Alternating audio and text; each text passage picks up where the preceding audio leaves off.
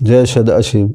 आज हम श्री नागेश्वर ज्योतिर्लिंग के बारे में जानकारी प्राप्त करने का प्रयास करेंगे। तो श्री नागेश्वर ज्योतिर्लिंग भगवान का यह स्थान गोमती द्वारिका से बेट द्वारिका को जाते समय लगभग 12-13 मील पूर्वोत्तर मार्ग पर है।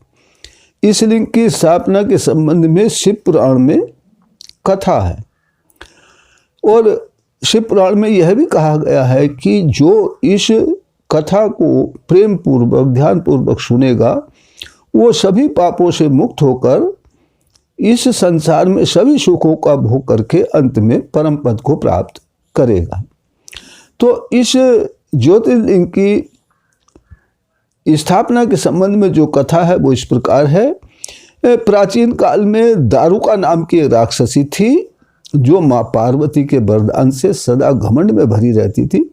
माँ पार्वती ने उसे वरदान दे रखा था कि वो जिस जंगल में रहती है उस जंगल को अपनी इच्छानुसार सभी साधनों सहित पेड़ पौधों सहित नदी नालों सहित कहीं भी ले जा सकती है। उसका पति दारुक बहुत बलवान था और वो सभी राक्षसों को लेकर के साथ में रख करके सत्पुरुषों का संहार करता था और यज्ञ और धर्म का नाश करता रहता था। इससे सभी प्रजाजन पीड़ित थे। बहुत प्रताड़ित होने पर प्रजा ने वहाँ पर ओर्व ऋषि की शरण में जाकर अपना दुख सुनाया। ओर्व ऋषि ने शरणों की रक्षा के लिए ये शाप दे दिया राक्षसों को कि यदि राक्षस पृथ्वी पर प्राणियों की हिंसा या यज्ञों का विध्वंस करेंगे तो उसी समय उनकी मृत्यु हो जाएगी। जब ऐसा देवताओं ने सुना तो देवताओं ने राक्षसों पर चढ़ाई कर दी। अब राक्षस चिंतित हो गए कि यदि वो लड़ाई करते हैं तो मुनि के शाप द्वारा मारे जाते हैं, वो लड़ाई नहीं करते तो भूखों मरते हैं। तो ये चिंतित होकर के दारुका राक्षसी जो थी वो अपने वन को अपने साथ में लेकर समुद्र में जा बसी।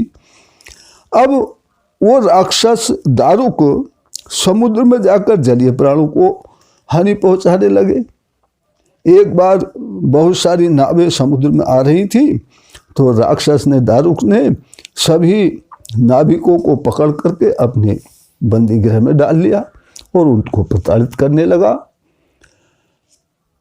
उन नाविकों में सुप्रिय नाम का एक वैश्य था जो भगवान शिव का अनन्य भक्त था, बहुत मन से शिव का पूजन करता था। उसने जेल में ही नमः शिवाय मंत्र का जप शुरू कर दिया अपने साथियों के साथ बैठ करके। दारुक को जब यह पता चला तो उसने और प्रताड़ना बढ़ा दी। लेकिन सुप्रिय ने भगवान शंकर को पुकारते हुए कहा, हे महादेव मेरी रक्षा कीजिए, कष्ट से हमें बचाइए। सुप्रिय की इस प्रकार प्रार्थना करने पर भगवान शंकर वहीं पर प्रकट हो गए और उनके साथ 4 दरवाजों का एक उत्तम मंदिर भी प्रकट हो गया। उसके मध्य भाग में अद्भुत ज्योतिर्लिंग शिवलिंग प्रकाशित हो रहा था। उसके साथ शिव परिवार के सब लोग भी विद्यमान थे।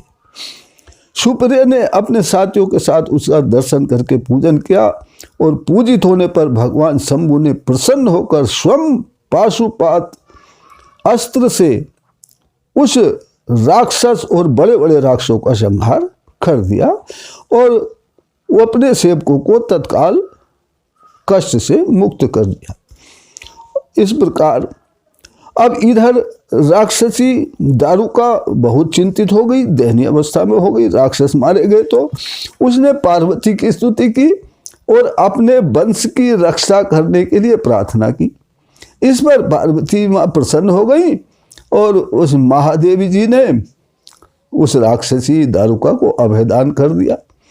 इस प्रकार अपने भक्तों के पालन और उनकी रक्षा के लिए भगवान शंकर और पार्वती स्वयं वहाँ स्थित हो गए। ज्योतिर्लिंग के रूप में महादेव जी वहाँ नागेश्वर कहलाए और देवी शिवा नागेश्वरी के नाम से विख्यात हुई। इस प्रकार से इस श्री नागेश्वर ज्योतिर्लिंग की स्थापना हुई। परमपिता परमात्मा सदाशिव श्री नागेश्वर ज्योतिर्लिंग के रूप में हमारे कष्टों को हरे, हमें पाप मुक्त करें। इसी प्रार्थना के साथ फिर मिलते हैं अगली वीडियो में। तब तक के लिए जय सदाशिव।